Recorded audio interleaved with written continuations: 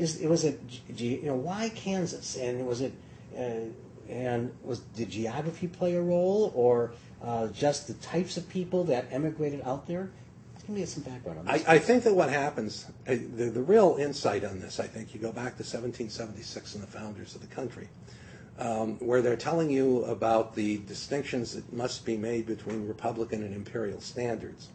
They don't make the kind of distinctions that we do today, that we've sort of learned to do, or that the British taught us to do, might be another way of thinking about it. The way you function overseas is not going to stay overseas.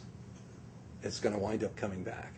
And in the 1850s, in the aftermath of the war with Mexico in 46, 48, you have a series of what are called filibusters, where you have people like William Walker going to Nicaragua. You have half a dozen attempts to reinvade Mexico and take more territory. You have 3 invasions of Cuba that take place in this. Americans from the South are as far away as Ecuador, fighting in mercenary units in an Ecuadorian civil war in the 1850s.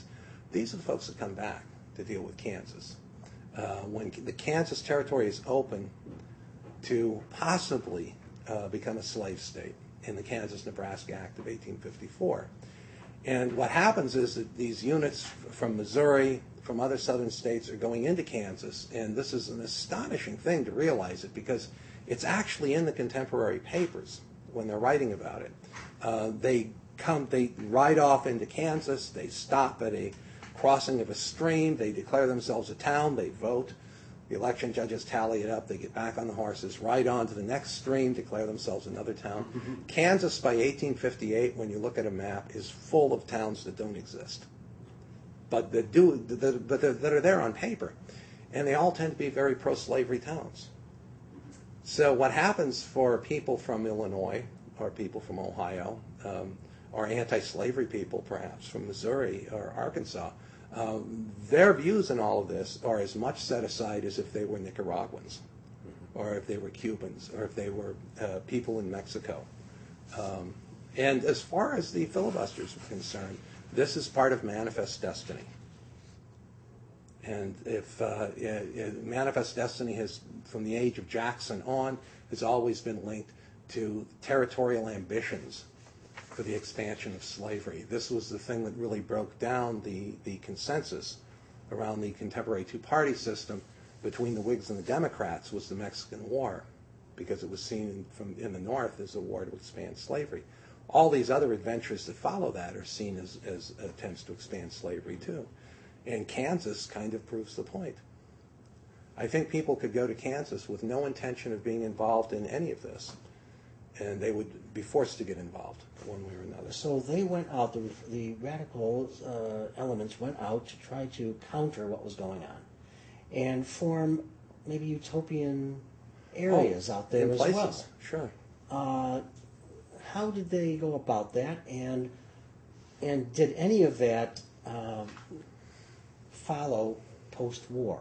Is there any remnants of that continued after the war as well? Kansas experiences a great trauma. As near as I can tell, there are about 120,000 people in Kansas at one point. And by the time you get to 1860, 61, when Kansas is in the process of becoming a state, they're missing 30,000. And what this means is that people who went to Kansas, who went west to seek their fortune, didn't find it. The descriptions of the way people were living in Kansas were just dismal.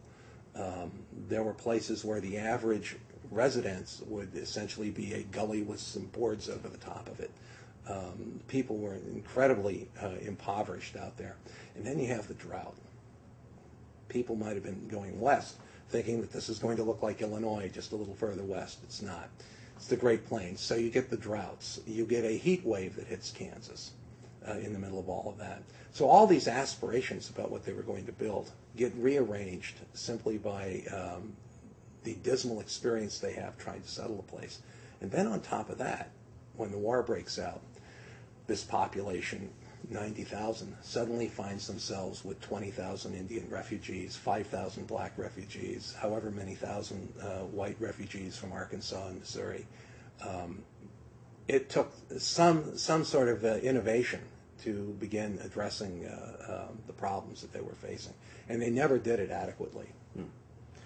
When secession hit, what was the Indian response basically, and was there intertribal tensions because of that?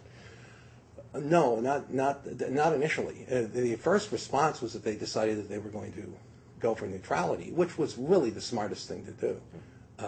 From their perspective, this was not anything. This was not a fight in which they had any stake.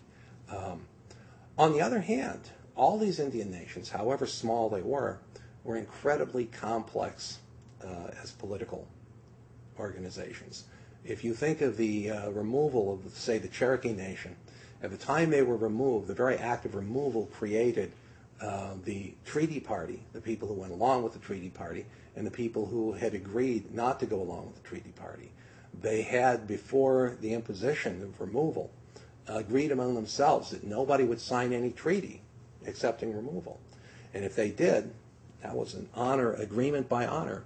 You were writing your death warrant. And when some of them did sign a treaty, they wrote their own death warrant. And it means that there's sort of an open gang war going on in terms of many of these nations. And when the Civil War breaks out, the parties that are on the downside in these nations see real opportunities to become ascendant in those nations.